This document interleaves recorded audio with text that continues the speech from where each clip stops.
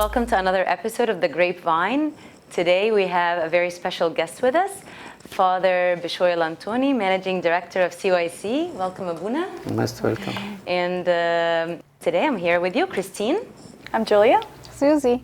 So before we dig deeper into the Holy Week, we wanted to know what even the word Pascha means. Pascha means Passover. Okay. And it's always related to the Passion Week. Mm-hmm. And the Passion Week, which it is the pain of Christ during this week. Mm-hmm. He knows that he will die on the cross at the end of the week, and he prepared himself since Sunday. Mm. And there is in Beth Sesda, there is a gate called a sheep gate. Mm-hmm. So all the sheep that they will be slaughtered on Friday, they have to go 4 days before Friday, which is Sunday. Mm-hmm. So because of that, Jesus went as a king, and he is a slaughter sheep will come, entered Jerusalem on that day, on Sunday, to be ready to be on the cross on Friday. So during this week, he is in pain because he can see clearly what is waiting for him, and he is carrying all the sins of the whole world on his shoulder. Right. And he can see also the betrayers. Yes. Imagine that those who are eating with him, one of friends. them will betray him. So because of that, it's Pascha week. So how do you think we should prepare ourselves now to be ready for Holy Week? Since we started the fasting, we are preparing ourselves. It's a journey. It's a journey. So every week we come to a higher level until we come to the Passion Week.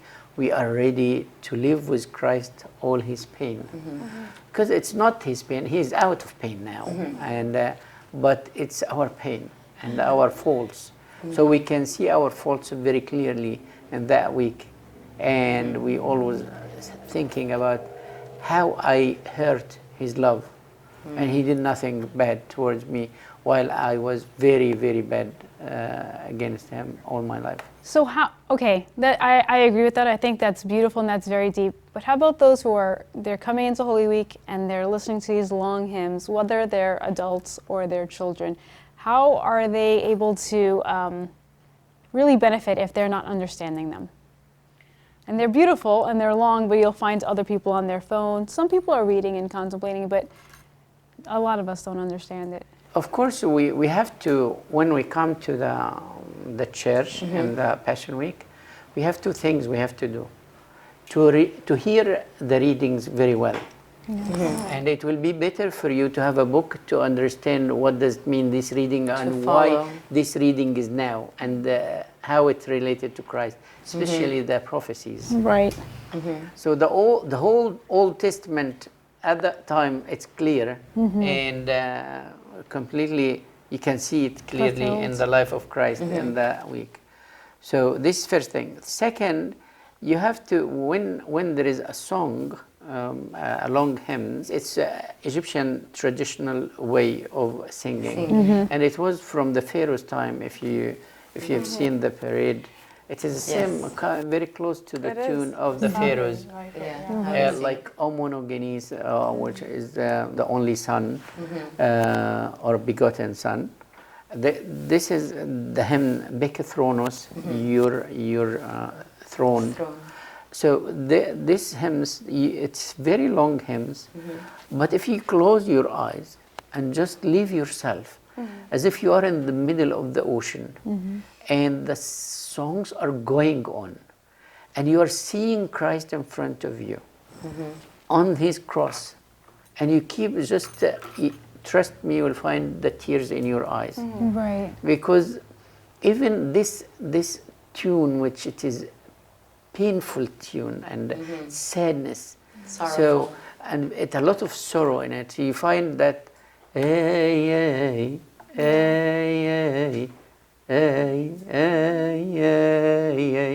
so if I cry, I will do the same. Right. So it's all about our feelings. It's not, even if while now we can understand it very well, especially in the United States and Australia and Canada, we pray in English. Right. Even the long hymns, they say it in English, so we can understand the meaning very well. Right. Yeah. I mean, they are beautiful. They are very, very beautiful. But yeah, a lot of us invite friends from outside to come and enjoy Holy Week with us. So that's why I'm wondering, like, they're looking at it like, what's going on? You and can obviously they don't prepare understand. them. Prepare them. Yeah, tell them before they come. We have a lot of Long hymns. kind of Pharaonic hymns, Pharaonic. and with Pharaonic tunes in our hymns, but we put it in a very, very nice way. Just close your eyes and think about Christ, and that's it. You will find that and especially the event of every day. So Monday, Tuesday, Wednesday, every day. Yeah. So by this way, you will live the journey with Christ in Jerusalem from Palm Sunday, I mean. And I think you just answered my next question, which is how can I keep myself awake during Joy Saturday? It's throughout the whole night. We should be up singing. You came to Joy Saturday. It's the end of the week. Yes. But I'm still thinking about the week itself. Yeah. I want you, when you say, for example, to you is the power. Thine is the power. Thine is the power, the glory. By the way, they say it in many places. To you is the power, the glory, the honor, the majesty. When you say that, I want you to close your eyes, because you know it by heart. Yes. And feel the cross in front of you, and Jesus on top. And you can smell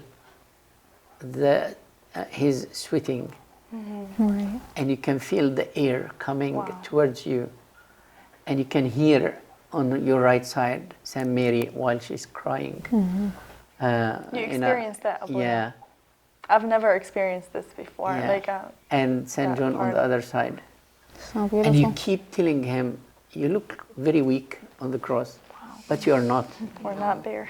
You are very powerful. Yes. Thine is the power, thine is the glory, thine is the honor and majesty. So we are, from deep our hearts, we are praying to him.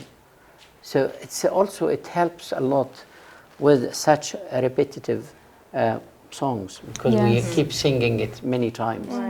So when you say that, you will raise your heart yourself from, you will, as if you are transferred yourself into Jerusalem, standing under the cross, seeing everything and talking to Jesus by yourself. Right, right. Well, during that time, Abuna, does that mean that we are replacing Agbeya with this in particular, because we are praying that song, all the time during Holy Week, and we are not praying the Agbeya?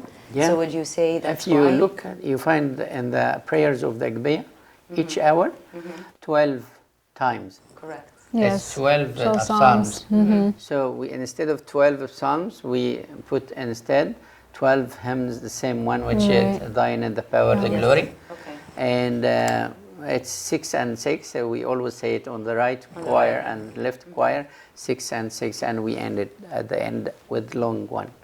So it is exactly like the prayer. So the first one, first hour, third, 6th, 9th, 12th. So all the hours, it is the same like in the Holy Week. I see that this is a way of training our minds to be ready and to close our eyes, to picture the Lord and worship and contemplate on the hymns and this tune. So how about with our bodies? How do we train our bodies for that? Because we are going to be fasting longer. We're going to attend church for longer. Go back home, come back the next day, God willing, early, and attend as many as we can, the morning hours, the evening hours, the middle of the day.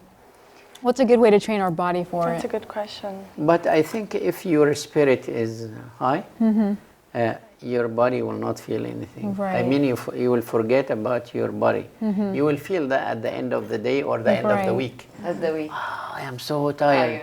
But during the week, you were excited of praying, spiritual praising high. the Lord, and especially if you are focusing and concentrating on every word and every readings you hear, you listen to, it will be amazing time for you. The body will join the spirit. Especially if you read a spiritual book about Passion Week, during the Passion Week. Yes. What kind of beneficial? Can you recommend a book for us for There Passion? is a book for Pope Shenouda, for example, and the 7 there is things he says. there is one. It's Words on the translated cross. into English also. No, not the 7 Holy Week. And there is that one too. The Holy Week. Yes, Yeah. he has a couple. And also there is something like Contemplations. Minassa al-Ummos. The Crucified Jesus? Yes. Yes, yeah. we've read that recently and it's beautiful. Oh, It's wow. translated Yes. in English. We read it Yeah. with the book.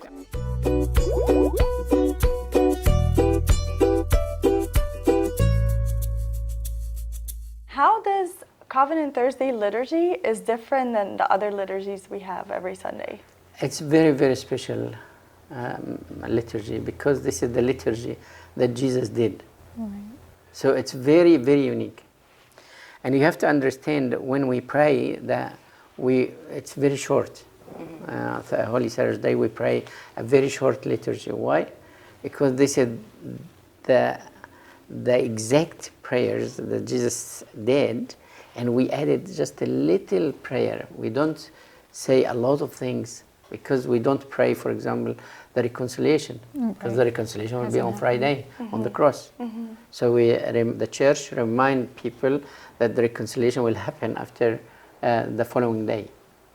And also, one of the things which it is very important, and we know, that the whole anchorites, they gather together to pray together in this day.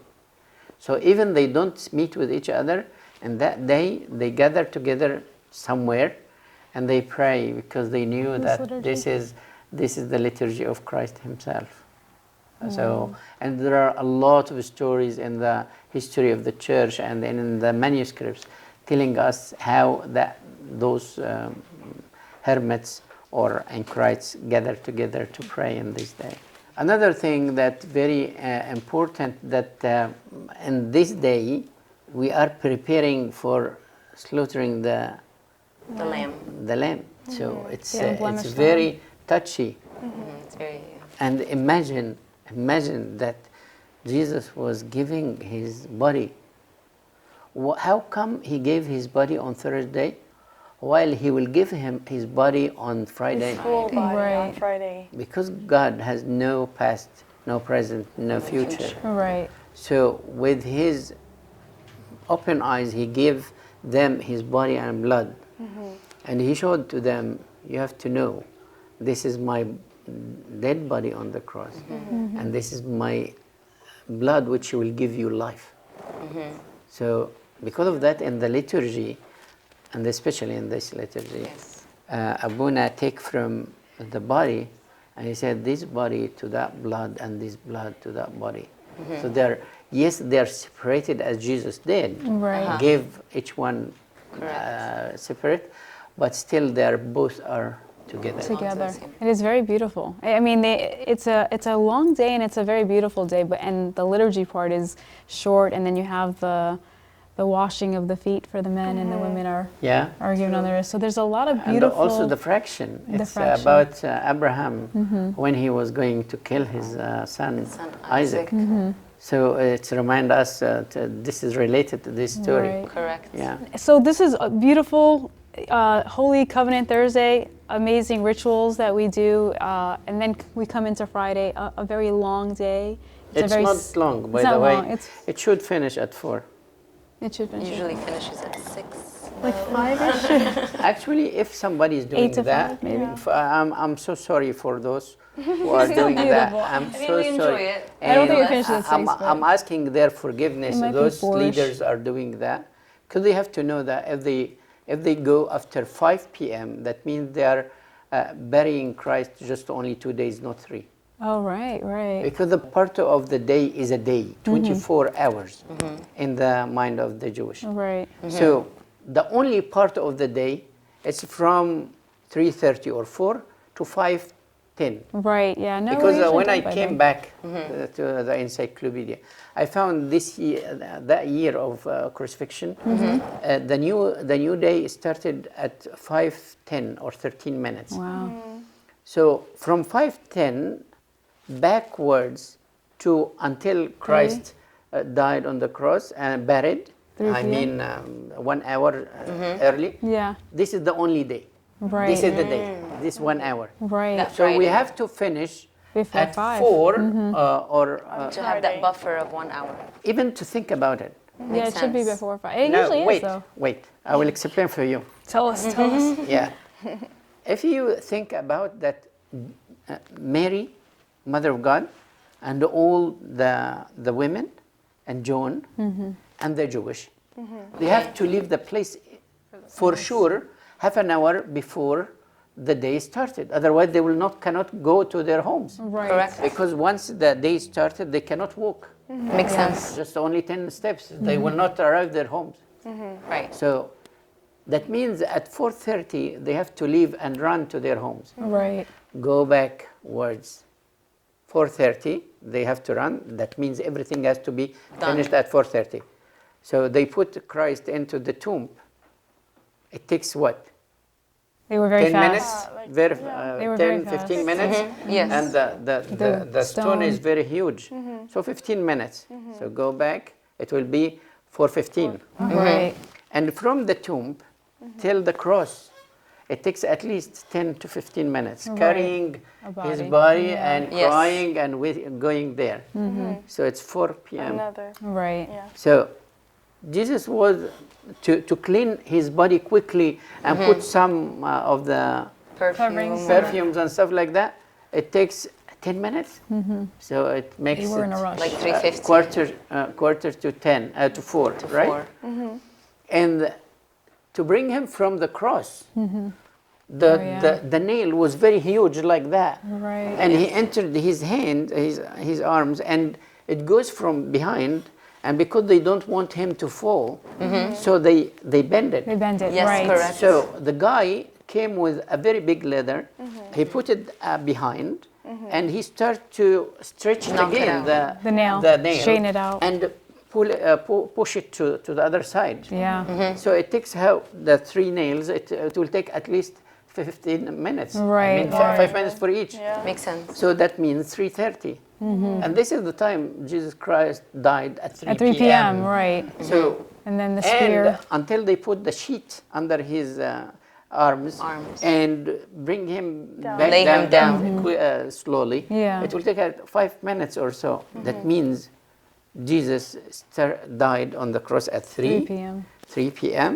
and they started at 3:10 or 3:15 the process to bury him. Right. And they broke everyone else's bones because they needed them to die, so they were still alive, and they had to do it before. Yeah, I'm talking about Christ. Yeah, and Christ, so Jesus will be taken to the tomb maximum at 4. Right. From 4 to 10:13, 5:13, it's 1 day. Right. And you have to understand also when they said 3 days and 3 nights. When you book in a hotel, Yeah. you always say 3 days, 2 nights. 2 nights. Yes. But why 3 nights? Because 'Cause they're not the counting. day in the mind of the Jewish the is a count, full yeah. day, day and night, 24 hours. So this 1 hour considered 1 day. 1 day, full day. And from 5 till next 5 on Saturday, Saturday. it's It's the the second second day. day. From 5 Saturday till early morning, the third Sunday, day. it's the 3rd day. Right. So the one who is waiting and keep singing until 6 o'clock. p.m. I don't think I've bury seen 6 Christ p.m. just only to. If 2 they want days. to finish to sing all these songs and stuff like, they have to start very early. Right. Right. But they have to finish. This By is like my opinion. 4:30. And I always say to everyone, this is wrong. You can't continue like that. Right. You have to stop at 4:30 or. Yeah, I also. think it's usually. I mean, it's I've, around every that time. It's been around that time. Okay, that's great. So how do we get, because it is one of the longer days, not a very long day, how do we get the deep spiritual benefit of this day? This day is amazing. Good Friday. How do we get the Actually, kids to really benefit from this as well. I wish that there is books for the kids for Holy Friday Alone. Why? Hour by hour. In this hour, Jesus went from the house of Caiaphas to Pilate's place. Right. And that hour, they took him to scourge him. And that hour, they put on his head the crown, or he wore the red robe. And that hour, he was walking walking till the cross, and he was carrying the cross. And Simon Cyrenian, he carried with him the cross. And at the last hour, Jesus on the cross, and Mary was there, and Jonah. So by this way and stories, and we keep saying this song about that part, this song about that part. So the kids will understand and will benefit, and also the adults. The adults. Yeah, as we pick through their books to help us as well. But yeah, it is a beautiful day. And that's helpful to keep that in mind. But that only leads us to Bright Saturday, which we know that it has a mix of both joyful and sometimes sorrowful tunes. So both of them together, how is it best to benefit from that day and night? About Saturday, you have to understand, on Saturday morning at almost 11 a.m., the light comes in from the tomb of Jerusalem. Right. What is this light? I believe this is not the light of the resurrection, because the light of the resurrection on Sunday early morning. Correct. Is it the angel? But this is when Jesus went to Hades, and there were light in the darkness. Oh, wow. So he reminds us of that every year. Okay. And during the night, we keep praying, half and half, as you said, sorrowful and joyful hymns. Because we are sad that Jesus died for my sake, and also I'm happy that he will resurrect for my sake. Right. So I am both of them, and the church trying hard to explain for us, look, you have these two feelings together. It will mix feelings together in the night. Right. And we read the Revelation to remember the second coming of Christ, and not that time only. Thanks for reminding So I want to us ask of her that question again. How do I keep myself awake? Awake. How many litanias are done? Yeah, when you read with others the prophecies which we read always in the Revelation, keep thinking about every part, every chapter, where I am from Jesus, and where is Jesus from me, in every word. And keep looking for yourself in everything. Yeah, during this journey, keep looking. Yes, Jesus will appear in the sky. Right. And I will be there. And I will rise and I will go there. And your imagination taking care from step to step. So you will not sleep. You will be awake, happy, excited, as if you are going to see Christ at the end. Abuna, one thing I learned in this episode is to really use my imagination. Yes, with every step, because I mean, this is how there's a lot to you absorb. engage yourself. Yeah, it's like a spiritual dreams. Yeah, it's a beautiful week. I mean, I think whenever we're in it, it's no one complains about it. It's amazing. We don't mind leaving our jobs. This is not a vacation. I don't know. I mean, they're happy to be out of school a few days, so I don't know if they're complaining. Yeah. They're like, all right, we're off. Great. Speaking of being off, some people take off the entire week from work, and that's one way to focus on, I guess, Holy Week, right? Right. But some others have wondered if this is the right time to increase your asceticism versus maybe like in the sense of prostrations, for instance. But would you say this is the time for that versus like what you're saying, engaging our senses otherwise and our heart more so than our body? Or? Both are very important, actually. And we have to be bodies and spirits together, and especially in that at the time of the week, of the Holy Week, because it's just only 1 week during the year, and you will wait for another week. In the old days, before the I think 3rd century or so, it was only every 33 years. Yes, you're right. And then they make it every year after that. So we are so lucky to live that week every year. So we have to do our best to benefit out of it. And hopefully keep it even after we're feasting. Yes, of So course. it's a little hard, but Right. that's great. So I don't know if we have maybe like any good memories that we want to share from Holy Week. I know that, you know, many others, like maybe good practices, like some people take off their social media accounts during that time. And that's how you would have like maybe good memories, because you have tried as much as possible to focus on that time and on Christ. So do you have any, you know, practical advice on practices that we for us to like say somebody is taking off their social media account, or somebody is, if they're able to take off work, but do you think there's like something else that we can do to if they do the first one, it will That's be great. amazing, right? that's good enough for those who cannot. Can you maybe leave your social media during the Holy Week? I hope so. I hope it's a so. big Can sacrifice you, nowadays. can you apparently. not texting anybody during the Holy Week? I hope so. Right. If we do that, it will be a very big sacrifice, and God will be happy Just with love that. Yeah. Can you give us an overview or journey, really quick, on how should we go through the Holy Week? With our prayers, take out social media perhaps, do matanyas, things like that. Look, if you do anything spiritual, even with your body, don't Analyze it. Don't take it over than you can do it. Right. Okay. Because if you do that, you'll be very exhausted Burnt and out. not benefit anything. So we have to be careful, and it should be starting from the fasting, the first day of the fasting. I mean, if I'm increasing the hours of my fully fasting without food or drinks, abstinence. Yeah, we have to go gradually till the Holy Week. Right. Will be at 5 p.m. to eat or something like that. Right.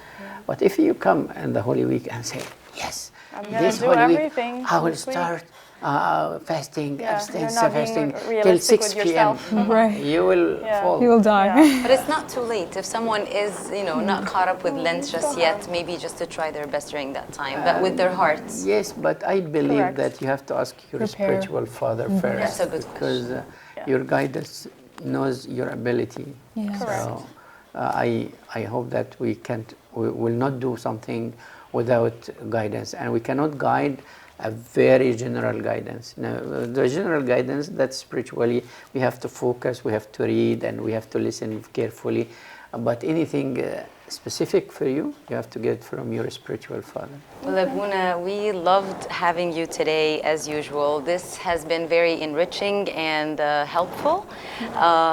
And we thank you, Abuna, for coming. Most welcome. Thank you so Thank much. you so you, much. ladies. It's so great. Thank I'm you. excited for Holy Week. Yes. And thank you, everyone, for joining us on this episode of The Grapevine. Bye-bye. Bye. We'll see you next time. See ya.